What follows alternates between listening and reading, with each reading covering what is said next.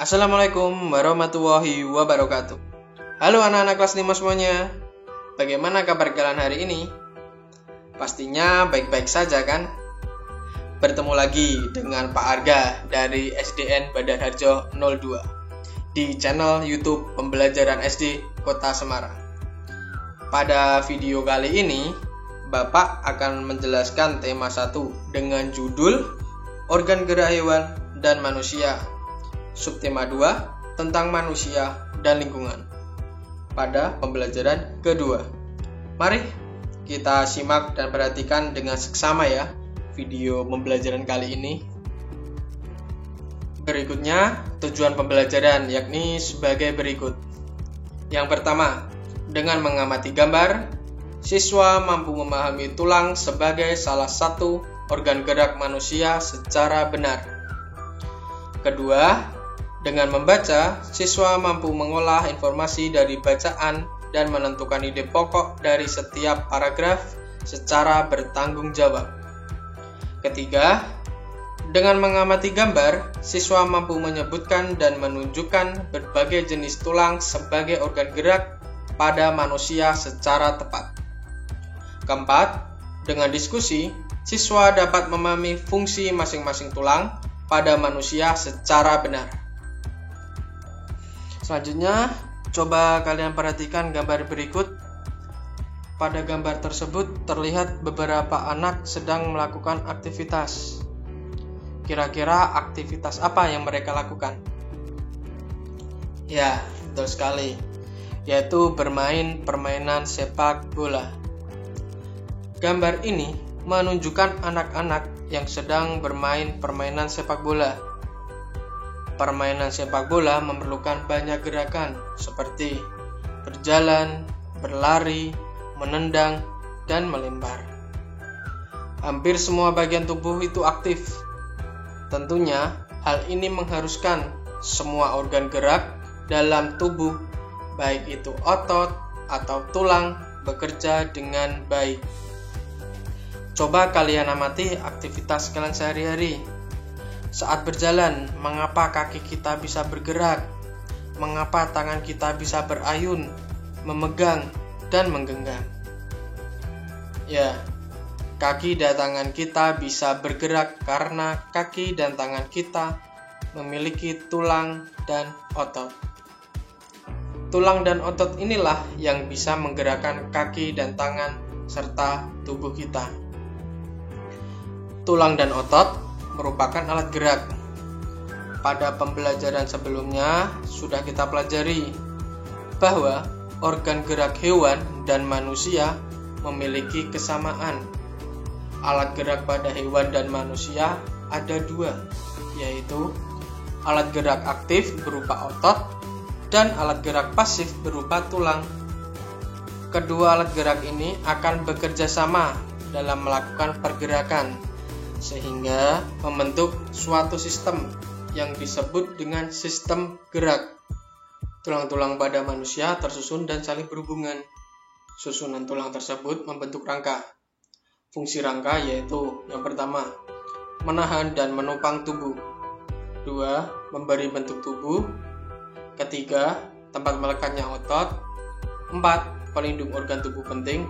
Dan yang kelima, tempat pembentukan sel darah. Berikutnya, setelah kalian mengetahui fungsi dari rangka manusia, kita lanjut lagi ke slide berikutnya, yaitu tentang rangka manusia itu tersusun dari apa saja. Ya. Rangka manusia tersusun dari yang pertama, rangka kepala, yang kedua, rangka badan, yang ketiga, rangka anggota gerak atas, dan yang keempat, rangka anggota gerak bawah. Yang pertama dulu, yaitu rangka kepala. Coba kalian lihat di slide berikut ini, yaitu rangka kepala. Di situ terlihat bahwa rangka kepala adalah rangka pada bagian manusia yang berada paling atas, yaitu kepala kita. Di situ terdapat beberapa tulang penyusun, mulai dari tulang ubun-ubun, tulang dahi, tulang kepala belakang, dan lain sebagainya yang bisa kalian lihat pada slide rangka kepala ini. Selanjutnya yaitu adalah rangka badan. yang kita tahu bahwa rangka badan itu juga tersusun dari beberapa macam tulang ya, mulai dari 7 ruas tulang leher, 12 ruas tulang punggung, tulang rusuk pertama, tulang dada hulu, tulang dada badan, tulang usus, tulang duduk, tulang selangka, dan lain sebagainya yang bisa kalian lihat pada slide ini. Berikutnya adalah rangka anggota gerak. Pada rangka anggota gerak ini terbagi menjadi 2 bagian, yaitu rangka anggota gerak atas, yaitu bagian tangan sampai pundak, dan yang kedua adalah rangka anggota gerak bawah, bagian kaki sampai pangkal paha. Yang pertama, rangka anggota gerak atas. Rangka anggota gerak atas ini terbagi atau tersusun dari beberapa tulang. Yang pertama yaitu tulang lengan atas, tulang pengumbil, tulang hasta, tulang pergelangan tangan, dan tulang jari tangan. Sedangkan rangka anggota gerak bawah terdiri dari tulang paha, tulang tempurung lutut, tulang betis, tulang kering, tulang pergelangan kaki, tulang telapak kaki, dan tulang jari kaki. Setelah kalian mengetahui bagian-bagian rangka manusia tersebut, mari kita lanjut lagi ke bagian tulang dan fungsinya. Yang pertama yaitu adalah tulang hasta. Tulang hasta ini mempunyai fungsi yaitu memungkinkan sendi pergelangan tangan untuk bergerak dan berputar. Kedua, tulang atas yang berfungsi untuk mendukung banyak fungsi pada lengan, misalnya kegiatan fisik dan mengangkat. Yang ketiga yaitu tulang pengumbil. Tulang pengumbil ini memiliki fungsi yaitu untuk mendukung dan memberi bentuk susunan pada lengan. Keempat yaitu tulang pergelangan tangan. Tulang pergelangan tangan ini mempunyai fungsi yaitu untuk membentuk sebuah rumah di sekitar sendi engsel untuk memfasilitasi posisi tangan yang efektif dan meningkatkan kebebasan gerak di pergelangan tangan. Kelima, yaitu tulang telapak tangan, menghubungkan antara tulang-tulang jari atau disebut juga phalanges dengan tulang pergelangan tangan atau disebut karpal. Keenam, yaitu tulang paha. Tulang paha mempunyai fungsi untuk menghubungkan tubuh bagian pinggul dengan lutut, membentuk sendi panggul dan sendi lutut. Ketujuh, tulang kering, mempunyai fungsi menghubungkan lutut dengan tulang pergelangan kaki dan menopang sebagian besar berat seseorang saat berdiri. Kedelapan yaitu tulang betis, mempunyai fungsi menghubungkan dengan ruangan belakang tungkai. Kesembilan, tulang pergelangan kaki, mempunyai fungsi untuk memungkinkan manusia untuk berjalan, berlari, melompat, dan aktivitas lainnya. Kesepuluh, tulang telapak kaki, mempunyai fungsi untuk menstabilkan lengkungan kaki dan memberikan penyerapan goncangan ketika kaki menyentuh tanah. Kesebelas, tulang jari kaki, mempunyai fungsi untuk menjaga keseimbangan tubuh. Jadi, fungsi organ gerak manusia itu sangatlah banyak. Hampir semua aktivitas manusia tidak bisa terlepas dari organ gerak. Bukan hanya dalam sepak bola saja. Berbagai aktivitas dapat kita lakukan dalam kehidupan kita sehari-hari. Semuanya itu tidak terlepas dari karunia Tuhan yang Maha Esa, yang memberikan kelengkapan dan kesempurnaan fungsi bagian-bagian tubuh kita. Sudahkah kamu bersyukur atas itu semua? Bagaimana caramu bersyukur? Mari kita bersama-sama membaca bacaan berikut ini. Penyandang cacat yang sukses. Sidik lahir dengan kondisi yang memprihatinkan. Dia tak memiliki kedua kaki mulai dari pangkal paha. Boleh dibilang, tubuhnya hanya separuh. Sebelum menggunakan kursi roda, dia mengayunkan 2 tangan guna menyeret tubuhnya untuk berjalan. Meski tubuhnya tak sempurna, sejak kecil Sidik tidak pernah mau merepotkan orang lain. Ia selalu berusaha melakukan semua aktivitasnya sendiri. Dia juga tidak mau dipapah atau digendong. Saya tidak mau dikasihani orang. Saya ingin sukses bukan karena orang kasihan kepada saya, tetapi karena kerja keras saya, katanya lugas. Setelah bertahun-tahun bekerja di Yayasan Swa Prasidya Purna, tetapi tidak menghasilkan materi yang berarti, Siddiq memilih keluar dan mencari pekerjaan lain. Dengan bekal ijazah diplomanya, dia diterima di sebuah perusahaan kontraktor sebagai staf personalia. Tapi belum lama dia bekerja, krisis moneter tahun 1998 menghantam dan perusahaannya terpaksa tutup. Maka dimulailah periode Siddiq menjadi pengangguran. Tetapi dia tak mau lama-lama menganggur. Siddiq mulai mengikuti berbagai kursus keterampilan yang diadakan oleh Pemda DKI bagi penyandang cacat. Salah satu kursus yang memikat perhatian Siddiq ialah kursus membuat kerupuk dari singkong. Modalnya ketika itu sumbangan dari Pemda DKI sebesar 1 juta rupiah. Bersama istrinya, Siddiq kemudian memulai usaha membuat kerupuk dari singkong. Dulu belum ada merek. Plastik pembungkusnya masih polos. Katanya, pada awal produksi dia memproduksi sekitar 100 bungkus kerupuk berukuran 2 ounce dari bahan baku singkong sebanyak 10 kg. Namanya juga pertama. Kerupuk dagangan saya baru habis setelah sebulan lebih, katanya mengenang. Namun kini, dari hanya mengolah 10 kg singkong, Siddiq mengolah sedikitnya 50 hingga 100 kg singkong setiap bulannya. Dia juga sudah memiliki merek lengkap dengan cap di pembungkus produknya. Saya diberi nama merek cap gurame. Ini sama sekali tidak ada hubungannya dengan ikan gurame. Tetapi gurame adalah singkatan dari gurih, renyah, enak, katanya tersenyum. Kalau nanti ada uang lebih, merek ini saya mau patenkan, tambahnya. Beruntung ada seorang pengusaha lokal yang melihat kegigihan Siddiq dan akhirnya menyumbangkan sebuah sepeda motor untuk operasional usaha. Namanya juga tidak punya kaki. Saya sempat bingung juga bagaimana mengendarainya. Tetapi Siddiq tak kehilangan akal. Dia mendesain motornya agar tuas persneling dapat dioperasikan dengan tangan. Dengan bantuan tukang las, jadilah sebuah motor dengan tongkat besi tambahan yang ditempel di persneling dan injakan rem.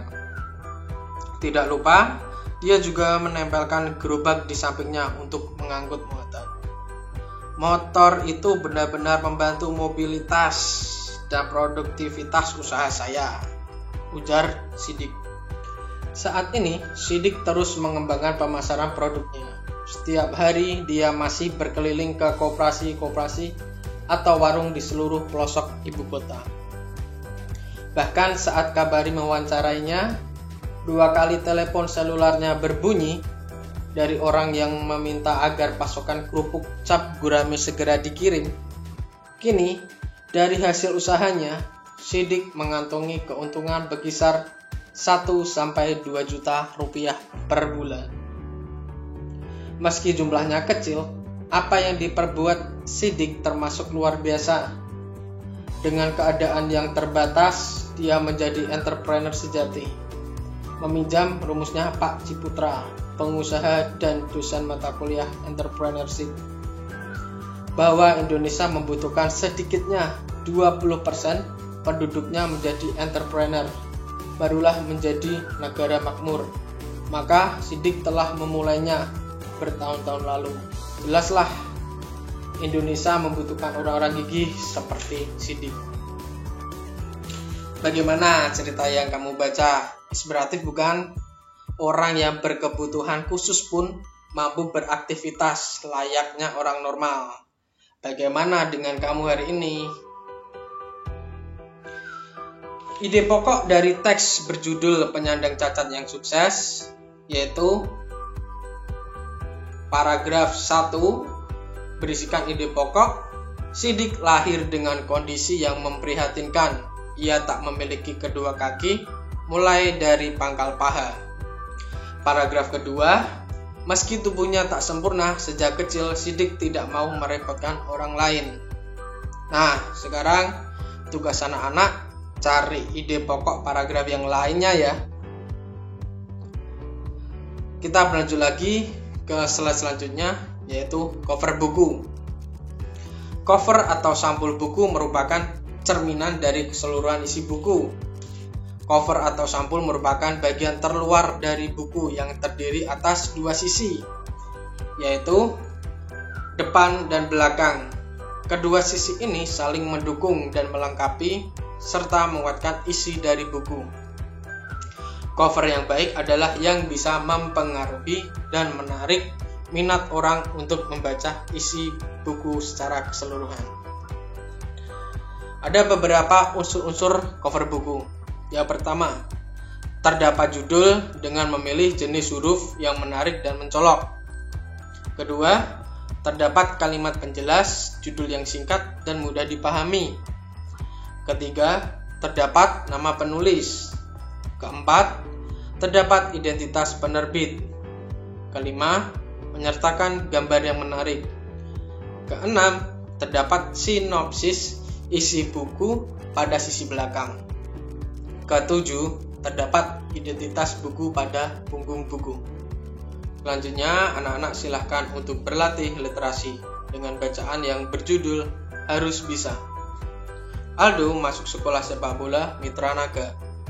Dia rajin berlatih karena ingin menjadi pemain penyerang. Aldo selalu bersemangat setiap latihan. Dia berlatih menggiring bola, berlari kencang, dan merebut bola. Aldo paling jago merebut bola dibandingkan teman-temannya. Sayangnya, saat pertandingan, pelatih menunjuk Aldo menjadi pemain belakang. Aldo sangat kecewa. Saat pertandingan berlangsung, Aldo terus menendang bola hingga ke depan gawang. Aldo melewati teman satu timnya yang berjaga di depan. Aldo tidak mengikuti arahan pelatih yang meminta Aldo mengoper bola. Akibatnya, saat pemain lawan menerobos, tidak ada yang menjaga bagian belakang. Tim lawan berhasil menciptakan gol. Teman-teman kesal pada Aldo. Pelatih menyuruh Aldo menjaga posnya. Babak kedua berlangsung. Aldo menjaga posnya di bagian belakang. Bola dioper dari satu pemain ke pemain lainnya hingga mendarat di kaki Aldo. Teman satu tim Aldo yang berjaga di pos depan dihalangi tim lawan.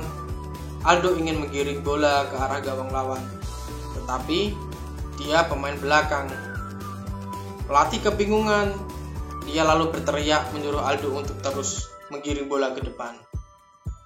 Aldo terus berlari menggiring bola. Dia melewati tim lawan yang berusaha merebut bola.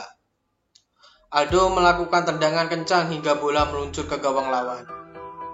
Aldo menciptakan satu gol. Jadi pertandingan berakhir seri.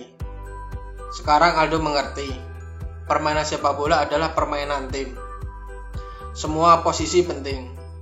Mereka harus bekerja sama untuk menciptakan gol. Setelah kalian berlatih literasi dengan cerita yang berjudul Harus Bisa, coba kita bersama-sama mengerjakan soal berikut ini ya. Tahukah kamu apa yang membuat Aldo kecewa? A. Yang pertama, bilang pertama ini, Aldo tidak memiliki skill keterampilan sebagai penyerang. Pilihan kedua, B. Sekolah sepak bola Aldo tidak membutuhkan pemain penyerang. Yang pilihan ketiga, yang C. Ia sudah rajin berlatih, namun seringkali tidak dipilih untuk bertanding oleh pelatih. Dan pilihan yang keempat, yang D. Aldo ingin menjadi pemain penyerang, namun pelatih menjadikannya pemain belakang. Coba kita bersama-sama kita cari tahu ya, berdasarkan cerita yang sudah kita baca tadi pada saat berlatih literasi, kira-kira apa jawaban dari soal ini? Apa yang membuat Aldo kecewa? Ya, betul sekali. Jawabannya adalah yang pilihan keempat, yang D. Aldo ingin menjadi pemain penyerang, namun pelatih menjadikannya pemain belakang. Sekian pembelajaran hari ini. Semoga video pembelajaran kali ini bisa bermanfaat bagi anak-anak semuanya dan juga mendapatkan ilmu yang berguna bagi anak-anak semuanya. Sampai jumpa di video pembelajaran selanjutnya. Jangan lupa untuk tetap semangat belajar dari rumah, tetap jaga kondisi, tetap sehat, dan jangan lupa untuk menjaga protokol kesehatan yang ada. Terima kasih. Wassalamualaikum warahmatullahi wabarakatuh.